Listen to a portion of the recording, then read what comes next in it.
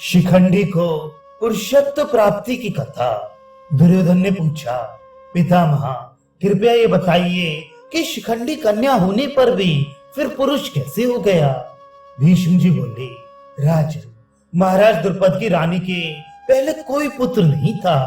तब द्रुपद ने संतान प्राप्ति के लिए तपस्या करके भगवान शिव को प्रसन्न किया।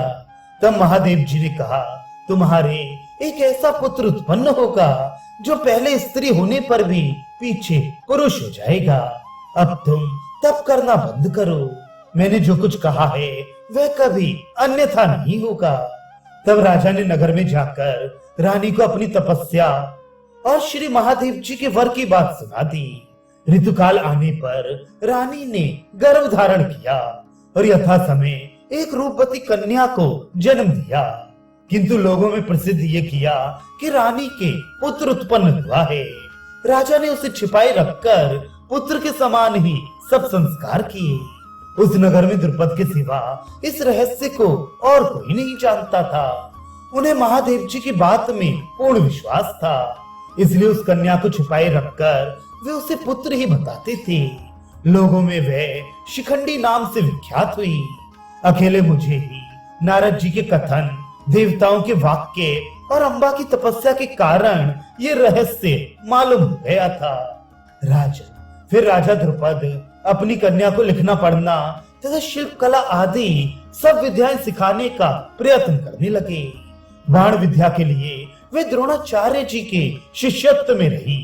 एक बार रानी ने कहा, महाराज, महादेव जी की बात किसी भी प्रकार मिथ्या तो हो ही नहीं सकती, इसलिए मैं जो बात कहती हूँ आपको भी यदि वह उचित जान पड़े तो कीजिए। आप विधि पूर्वक इसका किसी कन्या से विवाह कर दीजिए। महादेव जी की बात सत्य होकर तो रहेगी ही, इसमें मुझे कोई संदेह नहीं है। उन दोनों ने वैसा ही निश्चय कर दशाण देश की राजा की कन्या को वरण किया। तब दशाण राज हिरण्यवर्मा ने शिखंडी के साथ अपनी कन्या का विवाह कर दिया। विवाह के बाद शिखंडी कांपिल्य नगर में आकर रहा। वहां हिरण्यवर्मा की कन्या को मालूम हुआ कि ये तो स्त्री है। उसने अपनी धाइयों और सखियों के सामने बड़े संकोच के साथ यह बात खोल दी। ये सुनकर उन्हें बड़ा दुख हुआ और उन्होंने राजा को यह समाचार सुनाने के लिए अपनी दूतियां भेजी। उन्होंने ये सब वृतांत दशाण राज को सुनाया। सुनते ही राजा बड़े क्रोध में भर गया और उसने द्रुपद के पास अपना दूत भेजा।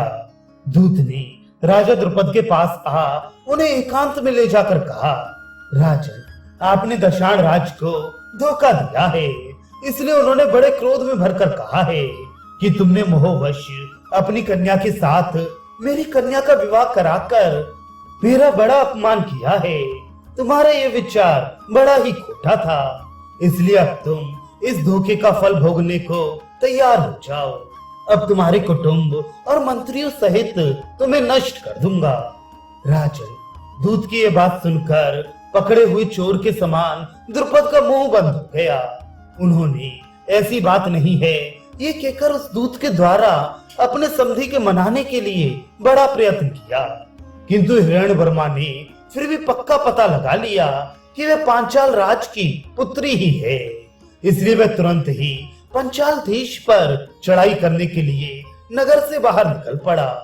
उस समय उसके साथी राजाओं ने यही निश्चय किया कि यदि शिखंडी कन्या हो तो हम लोग पंचाल राज को कैद करके अपने नगर में ले आएंगे तथा पंचाल देश में दूसरे राजा को गद्दी पर बिठा देंगे। फिर द्रुपद और शिखंडी को मार डालेंगे। दशाण राज के पास दूत भेजकर शोकाकुल द्रुपद ने एकांत में ले जाकर अपनी स्त्री से कहा, इस कन्या के विषय में तो हमसे बड़ी मूर्खता हो गई, अब हम क्या करेंगे। शिखंडी के विषय में अब सबको शंका हो रही है कि कन्या है।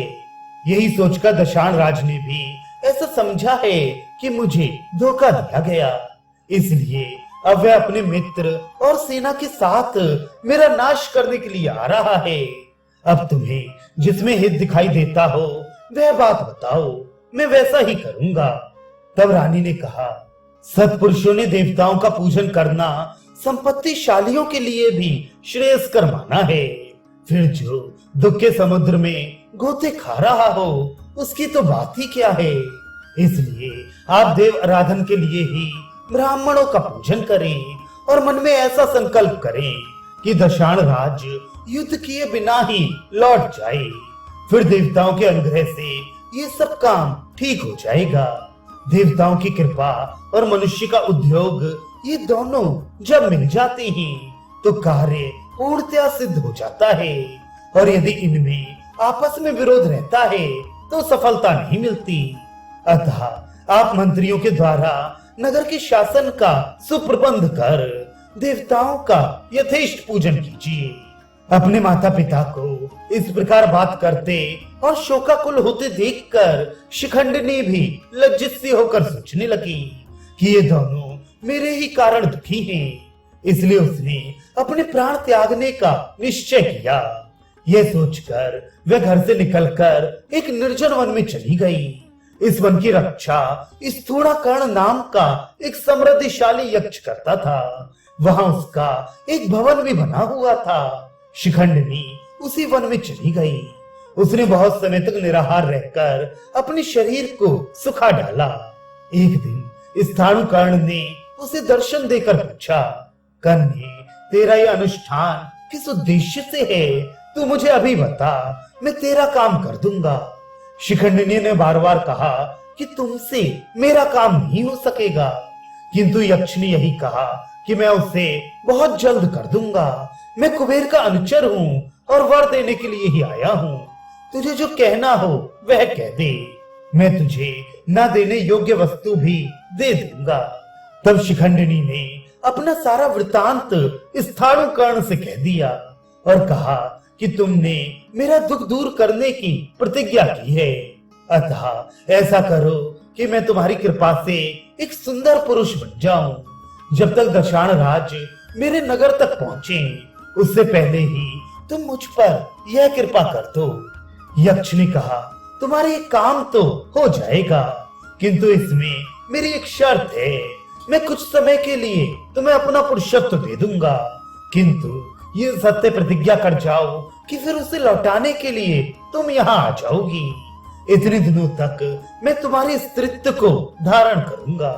शिखंडी ने कहा, ठीक है, मैं तुम्हारा पुरुषत्व लौटा दूंगी। थोड़े दिनों के लिए ही तुम मेरा स्त्रीत्व ग्रहण कर लो। जिस समय राजा हिरण्यवर्मा दशाण देश को लौट जाएगा उस समय मैं फिर कन्या हो जाऊंगी और तुम पुरुष हो जाना। इस प्रकार जब उन दोनों ने प्रतिज्ञा कर ली तो उन्होंने आपस में शरीर बदल लिया। स्थाणुकर्ण यक्ष ने स्त्रीत्व धारण कर लिया और शिखंडी को यक्ष का दैदीप्यमान रूप प्राप्त हो गया। इस प्रकार पुरुषत्व पाकर शिखंडी बड़ा प्रसन्न हुआ और पंचाल नगर में अपने पिता के पास चला आया। यह घटना जैसे जैसे हुई थी वैसा वृतांत उसने द्रुपद को सुना दिया। इससे द्रुपद को बड़ी प्रसन्नता हुई। उन्हें और उनकी स्त्री को भगवान शंकर की बात याद आई। तब उन्होंने दशाण राज के पास दूत भेजकर कहलाया, आप स्वयं मेरे यहाँ आइए और देख लीजिए कि मेरा पुत्र पुरुष ही है। किसी व्यक्ति ने आपसे जो झूठी बात कही है वह मानने योग्य नहीं है।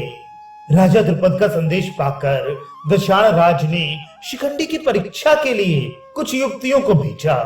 उन्होंने उसके वास्तविक स्वरूप को जानकर बड़ी प्रसन्नता से सब बातें हिरण्यवर्मा को सुना दी और कह दिया कि राजकुमार शिखंडी पुरुष ही है। तब राजा हिरण्यवर्मा बड़ी प्रसन्नता से द्रुपद के नगर में आया और समधी से मिलकर बड़े हर्ष से कुछ दिन वहां रहा। उन्होंने शिखंडी को हाथी, घोड़े और गऊ और बहुत सी दासियां भेंट की। द्रुपद ने भी उसका अच्छा सत्कार किया। इस प्रकार संदेह दूर हो जाने से वह बहुत प्रसन्न हुआ और अपनी पुत्री को झिड़क कर अपनी राजधानी को चला गया। इसी बीच में किसी दिन यक्षराज कुबेर घूमते घूमते स्थाणुकर्ण के स्थान पर पहुंच गए। स्थाणुकर्ण का घर रंग बिरंगे सुगंधित पुष्पों से सजा हुआ था। उसे देखकर यक्षराज ने अपने अनुचरों से कहा, यह सजा हुआ भवन स्थाणुकर्ण का ही है, किंतु यह मंदमती मेरे पास उपस्थित होने के लिए बाहर क्यों नहीं निकला? यक्षों ने कहा, महाराज, राजा द्रुपद की शिखंडिनी नाम की एक कन्या है। उसे किसी कारण से स्थाणुकर्ण ने अपना पुरुषत्व दे दिया है और उसका स्त्रीत्व ग्रहण कर लिया है। अब वह स्त्री रूप में ही घर में रहता है, अतः संकोच के कारण ही वह आपकी सेवा में उपस्थित नहीं हुआ। ये सुनकर आप जैसा उचित समझें वैसा करें। तब कुबेर ने कहा, अच्छा, तुम इस स्थूण को मेरे सामने हाजिर करो, मैं उसे दंड दूंगा। इस प्रकार बुलाए जाने पर स्थूणाकर्ण स्त्री रूप में ही बड़े संकोच से कुबेर के पास आकर खड़ा हो गया। उस पर क्रुद्ध होकर कुबेर ने श्राप दिया कि अब यह पापी यक्ष इसी प्रकार स्त्री रूप में ही रहेगा। तब दूसरे यक्षों ने स्थाणुकर्ण की ओर से प्रार्थना की कि महाराज, आप इस श्राप की कोई अवधि निश्चित कर दें। इस पर कुबेर ने कहा, अच्छा, जब शिखंडी युद्ध में मारा जाएगा तो इसे फिर अपना स्वरूप प्राप्त हो जाएगा। ऐसा कहकर भगवान कुबेर सब यक्षों के साथ अलकापुरी को चले गए। इधर प्रतिज्ञा का समय पूरा होने पर शिखंडी स्थाणुकर्ण के पास पहुंचा और कहा कि भगवान, मैं आ गया हूँ। स्थाणुकर्ण ने शिखंडी को अपनी प्रतिज्ञा के अनुसार समय पर उपस्थित हुआ देख बार बार अपनी प्रसन्नता प्रकट की और उसे सारा वृतांत सुना दिया। उसकी बात सुनकर शिखंडी को बड़ी प्रसन्नता हुई और वह अपने नगर को लौट आया। शिखंडी का इस प्रकार काम बना देख राजा द्रुपद और सब बंधु बांधवों को बड़ी प्रसन्नता हुई। इसके बाद द्रुपद ने उसे धनुर्विद्या सीखने के लिए द्रोणाचार्य जी को सौंप दिया। फिर शिखंडी और धृष्टद्युम्न ने तुम्हारे साथ ही ग्रहण, धारण, प्रयोग और प्रतिकार इन 4 अंगों के सहित धनुर्वेद की शिक्षा प्राप्त की। मैंने मूर्ख, बहरे और अंधे से दिख पड़ने वाले जो गुप्तचर इन द्रुपद के पास नियुक्त कर रखे थे, उन्होंने ही मुझे ये सब बातें बताई हैं। राजन, इस प्रकार ये द्रुपद का पुत्र महारथी शिखंडी पहले स्त्री था और फिर पीछे पुरुष हो गया है। यह यदि हाथ में धनुष लेकर मेरे सामने युद्ध करने के लिए आएगा तो ना तो एक क्षण भी इसकी ओर देखूंगा और ना इस पर शस्त्र ही छोड़ूंगा। यदि भीष्म स्त्री की हत्या करेगा तो साधु जन उसकी निंदा करेंगे, इसलिए इसे रण में उपस्थित देखकर भी मैं इस पर हाथ नहीं छोड़ूंगा। वैशंपायन जी कहते हैं, भीष्म की ये बात सुनकर कुरुराज दुर्योधन कुछ देर तक विचार करता रहा। फिर उसे भीष्म की बात उचित ही जान पड़ी।